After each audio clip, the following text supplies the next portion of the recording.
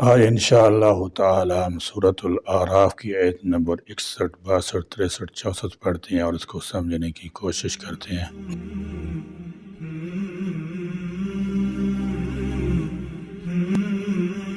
اعوذ باللہ من الشیطان الرجیم، بسم اللہ الرحمن الرحیم۔ قال یا قوم لیس بی ضلالۃ ولکنی رسول من رب العالمین۔ قال کہا انہوں نے، یا قومی، اے میری قوم، لیسا نہیں ہے، بی میرے ساتھ، ضلالۃ کوئی گمراہی، ولکنی اور لیکن میں تو، رسول ہوں، من رب العالمین رب العالمین کی طرف سے۔ فرمایا قال یا قوم لیس بی ضلالہ، اے میری قوم میں تو گمراہی میں ملوث نہیں ہوں۔ قوم نے آپ کے مطلب ضلال کا لفظ استعمال کیا تھا، یعنی آپ گمراہ ہیں، مگر آپ نے ضلالت فرمایا، جس کا مطلب یہ ہے کہ میں تو ادنا سے ادنا اور چھوٹی سے چھوٹی گمراہی میں مبتلا نہیں ہوں، بلکہ میں تو حق پر ہوں۔ رسول من رب العالمین، میں تو اللہ تعالیٰ کا فرستادہ یعنی رسول ہوں، میں تو وہی بات کرتا ہوں جس کے ساتھ اس نے مجھے بھیجا ہے، بھلا میں کوئی غلطی یا گمراہی کی بات کیسے کر سکتا ہوں۔ ابلغکم رسالات ربی وانصح لکم واعلم من اللہ ما لا تعلمون۔ ابلغکم میں پہنچاتا ہوں تمہیں، رسالاتی پیغامات، ربی اپنے رب کے، وانصح اور میں خیر خواہی کرتا ہوں، لکم تمہاری، واعلم اور میں جانتا ہوں، من اللہ اللہ کی طرف سے، ما جو لا تعلمون نہیں تم جانتے۔ ابلغکم رسالات ربی میں اپنے رب کے پیغامات تم تک پہنچاتا ہوں۔ ہر نبی کا یہی کام ہے، جو حکم اللہ تعالیٰ کی طرف سے آتا ہے وہ اپنی قوم تک پہنچاتا ہے۔ حضور علیہ السلام کو بھی اللہ تعالیٰ جل شانہ نے یہی حکم دیا، بلغ ما انزل الیک من ربک، جو آپ کے رب کی طرف سے نازل ہوا ہے اسے آگے امت تک پہنچا دیں، اور اگر آپ نے ایسا نہ کیا تو آپ نے گویا رسالت کا حق ادا نہ کیا۔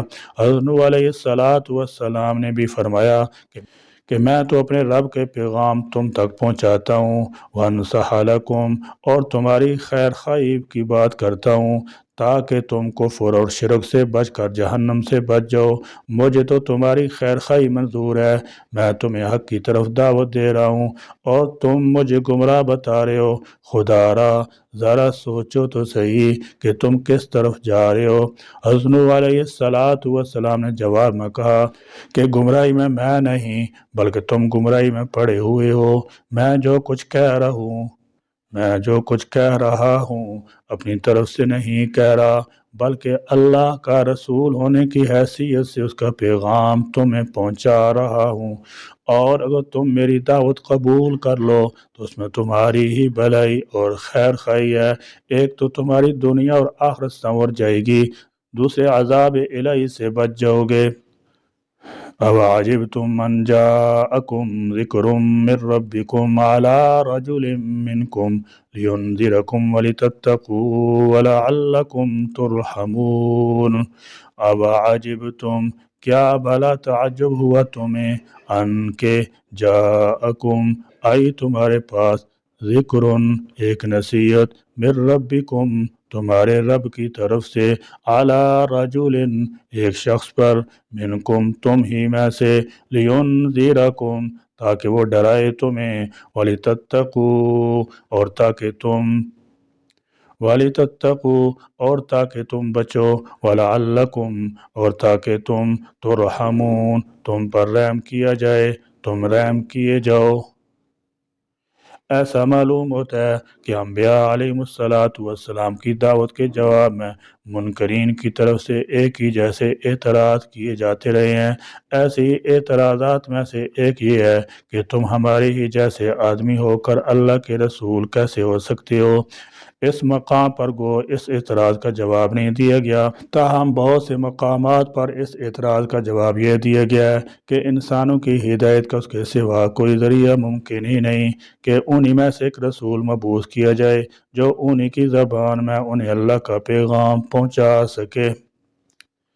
فَكَذَّبُوهُ فَأَنْجَيْنَاهُ وَالَّذِينَ مَعَهُ فِي الْفُلْكِ وَأَغْرَقْنَا الَّذِينَ كَذَّبُوا بِآيَاتِنَا إِنَّهُمْ كَانُوا قَوْمًا عَمِينَ۔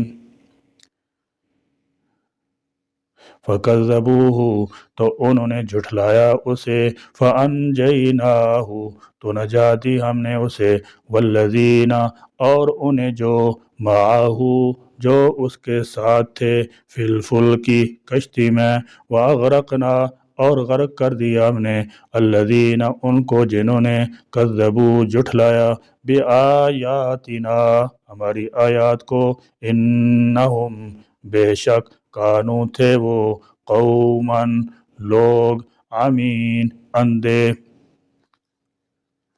اندھے اس لحاظ سے تھے کہ انہوں نے نہ حق کو باطل میں تمیز کی، نہ اپنے نفع کو سوچا، بلکہ ایسے ہٹ درم واقع ہوئے تھے کہ اندھے ہو کر اپنی سرکشی اور رسول کی تکذیب اور بغاوت پر ڈٹے رہے، مگر بت پرستی سے باز نہ آئے، بلکہ ایک دوسرے کو تاکید کرتے تھے کہ دیکھو نوح کے کہنے پر چل کر کہیں اپنے معبودوں کو چھوڑ نہ دینا۔ حضرت نوح علیہ السلام پہلے پیغمبر ہیں جن کو مشرکین سے سابقہ پیش آیا۔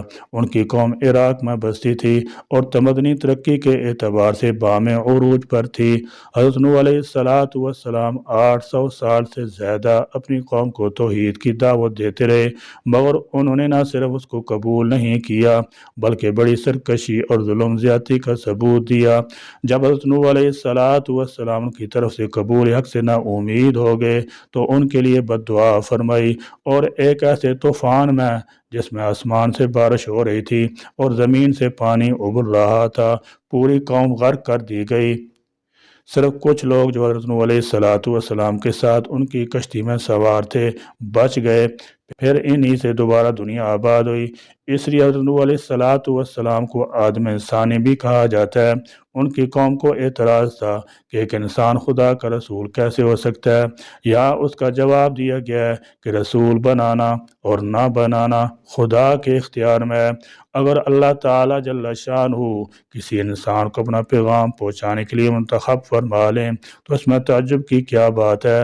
نیز انسان کی مصلحت کا تقاضا بھی یہی ہے، کیونکہ نبی انسان کے فکری عملی زندگی کے لیے نمونہ اور آئیڈیل ہوتا ہے، اور انسان ہی کو اپنے لیے نمونہ بنا سکتا ہے، نہ کہ فرشتہ یا جن یا کسی اور مخلوق کو۔ افسوس کہ یہ نادانشمندانہ تصور اب بھی موجود ہے۔ بعض لوگ محمد الرسول اللہ صلی اللہ تعالی علیہ وسلم کے بشر ہونے کا انکار کرتے ہیں۔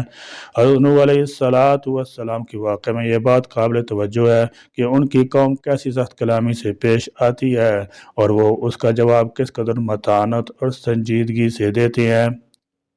حضرت نوح علیہ السلام کے واقعے کی زیادہ تفصیل سورہ نوح اور سورہ ہود میں آئی ہے، وہاں دیکھی جا سکتی ہے۔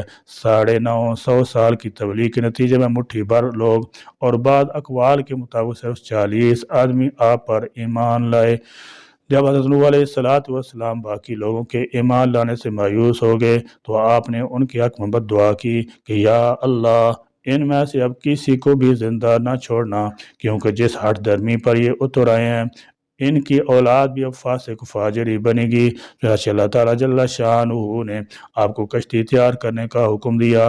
پھر جب سیلاب آنا شروع ہوا تو آپ نے اس سے ذرا پہلے اپنے پیروکاروں کو اس میں سوار کیا اور جانداروں کا ایک ایک جوڑا بٹھا لیا۔ پھر سیلاب اس وسیع پیمانے پر آیا جس سے ساری کی ساری بدکار قوم ڈوب کر مر گئی۔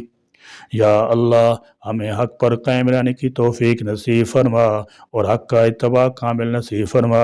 یا اللہ ہم کو اپنے اور اپنے رسول کے احکامات کا پابند بنا کر زندہ رکھیے کہ اسی میں ہماری دین دنیا کی اصلاح فلاح ہے۔ نافرمان قوم کی عادتوں اور خصلتوں سے ہم کو اور تمام امت مسلمہ کو محفوظ فرما اور ہمارے دلوں کو اپنی ہی طرف مائل رکھ۔ آمین۔ وآخر دعوانا ان الحمد للہ رب رب العالمین.